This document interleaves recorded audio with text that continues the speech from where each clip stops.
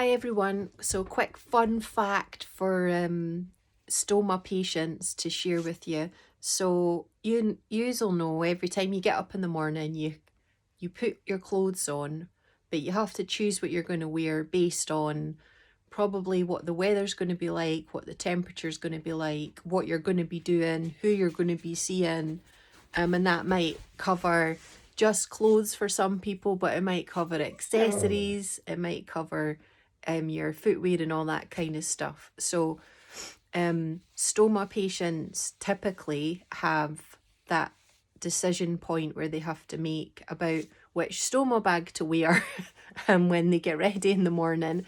But the factors are slightly different. So for me, I've got closed bags which I can wear, which are better for stickiness when I'm training and I know I'm gonna sweat a lot, versus the open bag with the flap that I can drain, which are good for like quiet days where I'm not going to be moving around a lot.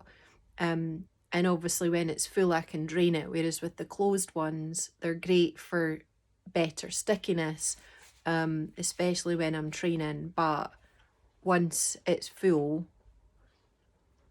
you got to change it, which might mean you're going to have to do a couple of changes in the day. So I usually have to think about, on top of the clothes that I'm wearing, the footwear I'm going to be wearing and so on, I also have to consider in the mornings when I'm getting ready what I'm going to be doing, where I'm going to be going, and am I going to have access to toilets and things like that to be able to pick which is the right stoma bag for me to wear that day. And sometimes I get it spot on and sometimes I don't. So I was in Bristol with Oval Energy a couple of weeks ago and I was wearing the drainable ones where the stickiness isn't quite as good, but it means I can normally wear it all day. But because I was moving a lot more than normal, not exercise, but I was walking a lot more, I was moving around buildings, I was talking to people, I was moving around a lot more when I was having my lunch.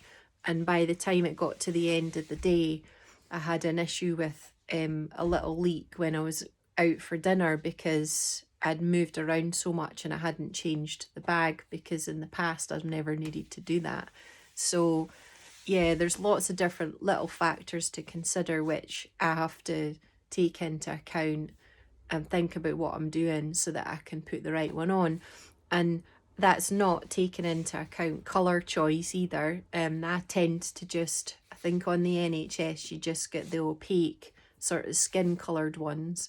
But if you had access to the wider range colours, you'd have black or white and skin. So, you know, if there was lots of different colours, you'd also have that thrown into the mix too. I don't, I just have the skin ones. So that's one less decision for me to make. But I just thought I would share that with you because it's not something that anybody probably would ever think about, but it's something that I have to consider every time I change the stoma bag. What am I doing next? Which bag's going to be most suitable? When do I think I'm going to change it?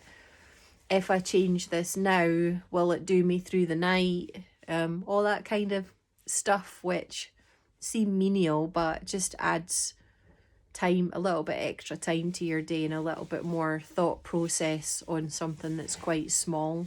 So yeah, that's a stoma patient's snapshot into a tiny, tiny, tiny little bit of their day when they're doing their bag changes. So that's me.